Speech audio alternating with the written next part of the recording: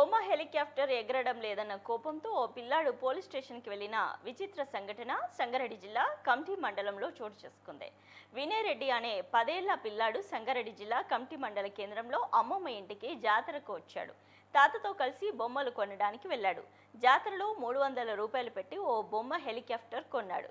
ఇంటికి తీసుకువెళ్లి దాన్ని ఎగరవేయడానికి ప్రయత్నం చేశాడు. అయితే అది ఎగరలేదు. దీంతో షాపు దగ్గరికి వెళ్ళాడు. బొమ్మ వెనక్కిచ్చి వేరేది తీసుకున్నాడు. అది కూడా ఎగరలేదు. దీంతో మరో బొమ్మ హెలికాప్టర్ని అతడికి ఇచ్చాడు షాప్ అతను. ఇలా 3 సార్లు బొమ్మ హెలికాప్టర్లు మార్చి ఇచ్చాడు.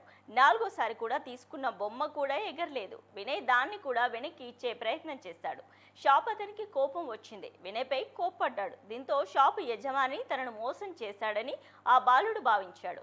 మండల కేంద్రంలోని పోలీస్ స్టేషన్కి వెళ్లి కంప్లైంట్ ఇచ్చాడు. దీన్ని చూసిన పోలీసులు బాలుడిని సముదాయించి ఇంటికి పంపారు.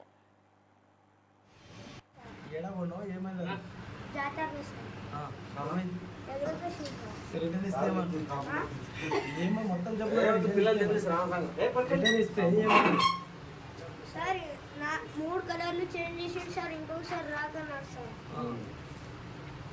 లేదా ఎగురుతాను చూపెట్టండి. నీకు లేదు సార్. ఏం కంప్లీట్ ఇస్తావు?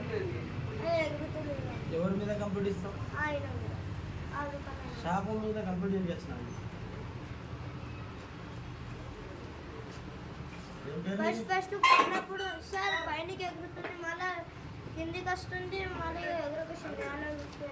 ఏం పేరు నీది? వినయ్ రెడ్డి సార్. ఎంతో తీసుకున్నావు బేటా? 300 సార్. ఏమైంది బట్ ఇప్పుడు? అది ఎగరకొచ్చింది సార్. ఇప్పుడు దానికి ఏం చేద్దాం? అది కాదు, అది రెక్కలు చేంజ్ చేయాలి ముందు. అది రన్నింగ్ లో సెట్ అవుతుంది. చేంజ్ చేస్తే అది ఎగురకొచ్చింది, అందుకోసం వచ్చిన.